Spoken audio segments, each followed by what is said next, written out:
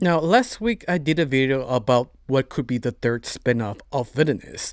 Of course, not everybody is sort of up to date. This is a very quick explanation. Basically, Alan, the creator of Villainous, doing three spin-off series.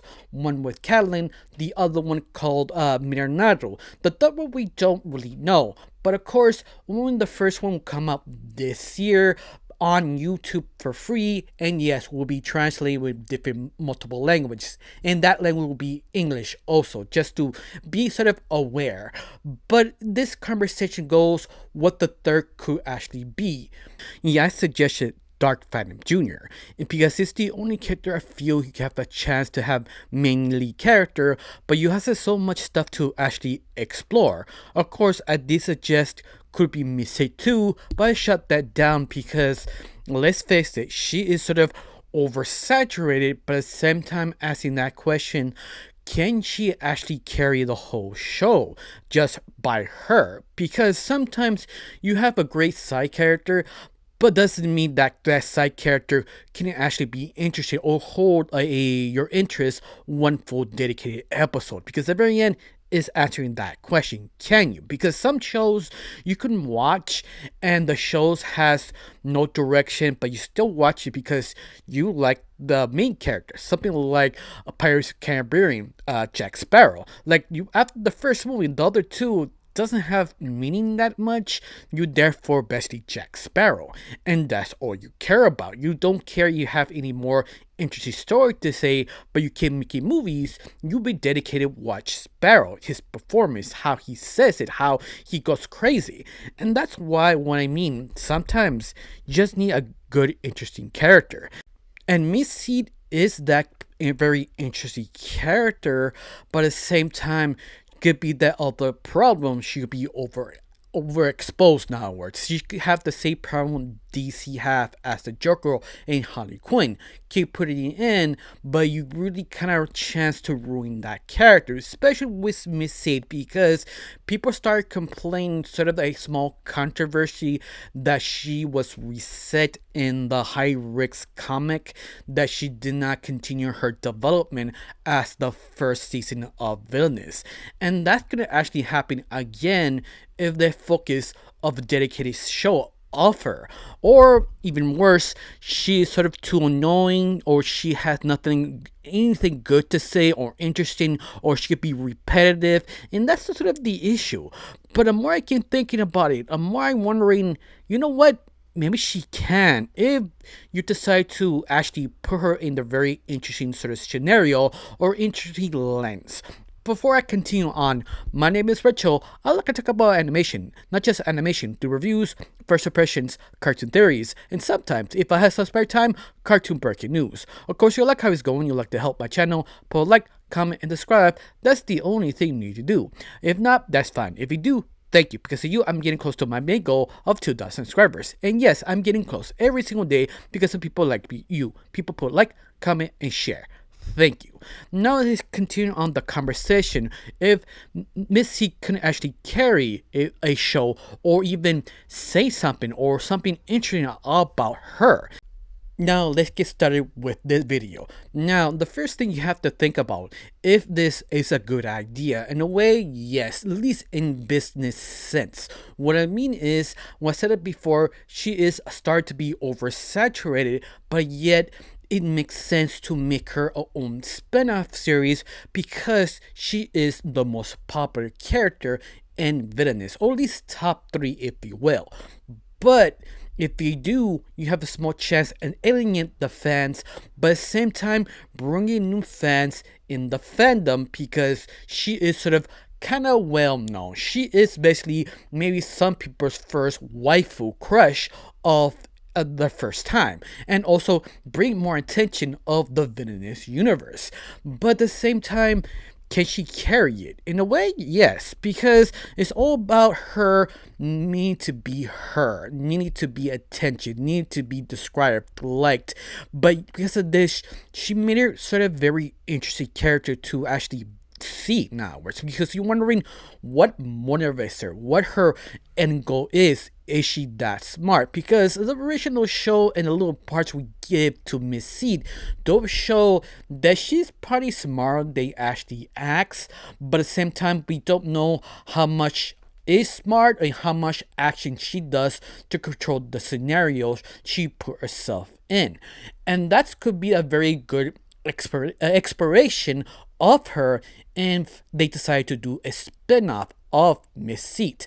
But on top of all this, kind of have one major glare if you keep focusing on her, that you kind of wondering they explore how she go into the villain school and how she can transfer to the hero school without having any controversy. You also asking that question why she joined the school and the beginning of the villain school first, then explore her relationship with Dr. Flood. That itself could actually be so interesting to see, especially how many fans want to see what happened in between, what kind of force or what she does to do that. She just called her daddy to actually help her out, or she did it herself, or there's a lot of questions that fans want to answer, and that can easily be explored in their own spin-off series, just that itself, if they decide just to explore her high school year. But at the same time, it kind of ruined the mystique of Miss Seat, how she did it. This is own power, how she stole the plant of, or not the plant, the project of Dr. Flood, that she can actually use it for herself and convince Peace to take her, let her be the experiment, and the little things like that is so interesting because we don't know how it actually happened. There's a lot of speculation, and that's the thing that made her kind of interesting, that how she did it. And that's the thing you are sort of kind of stuck with. You want to know why, and that's what you kind of want to see her more. But at the same time, her charming personality and how she able to eliminate people but not really have that sort of understanding she doing something wrong made her even more fascinating. But at the same time, you want to know her psychology. This is how she was raised, or at the same time, is she just very needy, or what? Like, what kind of backstory she actually has becoming this? We have part of it, but not the full picture. And that's the sort of problem, that you don't want her to be sort of fully explored because her mystique will go away. Or maybe if you're smart enough, or maybe how they describe how her book not yet out yet, that book possibly were sort of explore her backstory, but it's sort of half lies, half truths. And I think you do the same thing, that similar idea, if they put it in the show, her own spin-off, that see her point of view, things that she thinks is happening, and you put a different lens of the reality of everything, how everybody thinks of her. That could be very interesting sort of episodes. One episode just follow everything what she does, and the next episode what actually did happen, or something in between 50-50, just a normal episode. That could be so interesting. Or she's just narrating everything she does, but actually it's not the way she actually thinks it actually happened. That could be a very interesting way to see sort of the show. Now, better yet, it's sort of like the Emperor New Groove. If you've seen that movie, you could actually use that sort of lens, like going back, cutting things, and she's just sort of saying things, but not really saying how it actually happened, and we, the viewers, see the action of what actually did happen.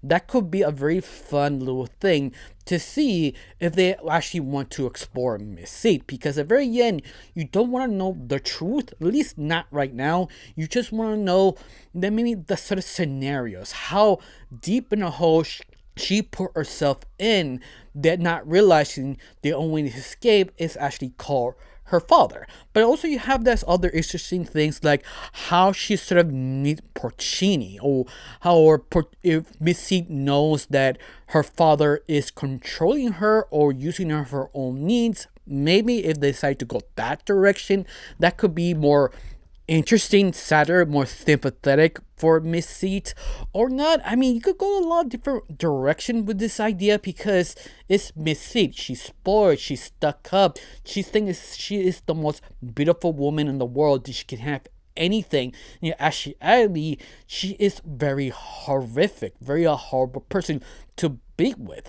That could be interesting herself. Or you can actually dive in at least the first season of her in school, trying to figure out how to use her abilities, and she's more desperate, more trying to be more attention grabbing, doing horrific things, but thinking it's okay. Something like Sunny of Philadelphia sort of scenario. That could be a very interesting take of it. But once again, you do that, you kind of have a risk of pissing off the fans because you don't want to reset her or be too annoying. And that's the thing. Who kind of side characters can you actually give her to actually make it interesting? Well, my opinion, you have to give it Miss Peña. If you don't know who is that character because you're not deep in the lore, Miss Peña is sort of the manager of Miss Seed and probably the only true friend she actually has because Miss Peña is always there. But it actually is her father who hired her to be with her. That could be an interesting relationship exploration, in other words.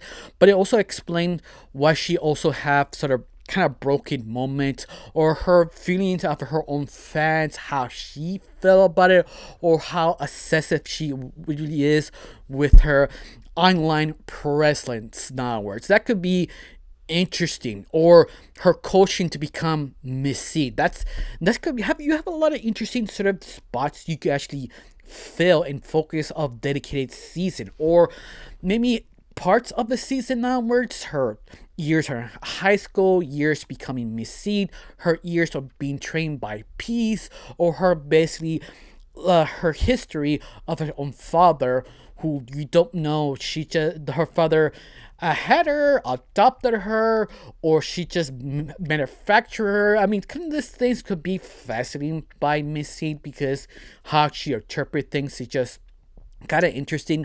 But I don't know, you could do a little things, or even that exploring just Miss Seed and Dr. Flood relationship, because Miss Seed is sort of obvious she doesn't have anyone who actually likes her till she actually met Dr. Flood.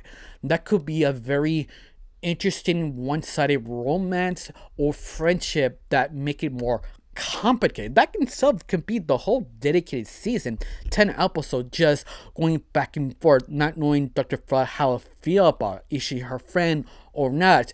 And seeing Miss Hid point of view, like, yeah, I'm using him, but the more she hangs out with her, the more she likes him, that she is sort of confused.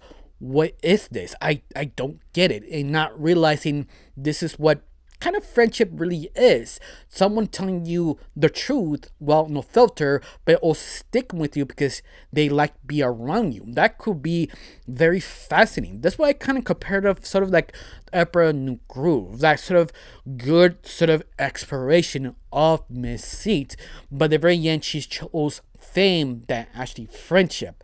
That could be a very interesting, very deep kind of development of Miss Seat, or not. You could actually focus on her maybe daily life of being a career or a hero, how she became rise of a heroine. In other words, like I said at the very beginning, it's a lot of different directions of it, different ways to approach it. You can give her sort of a filter her delusions and show the real thing, but at the very end, it's sort of how you feel about it. You think it's a good idea to put Miss Seed, because if you do, you kind of pissed off the old fans, but also giving new fans a chance to go in, get in more depth, make it more bigger, but at the same time, small chance to ruin her. There's a lot of different ways you can approach this and ruin the show or elevate the show. Of course, it'll be okay. They just did it one season and that's it. That could be a very safe bet.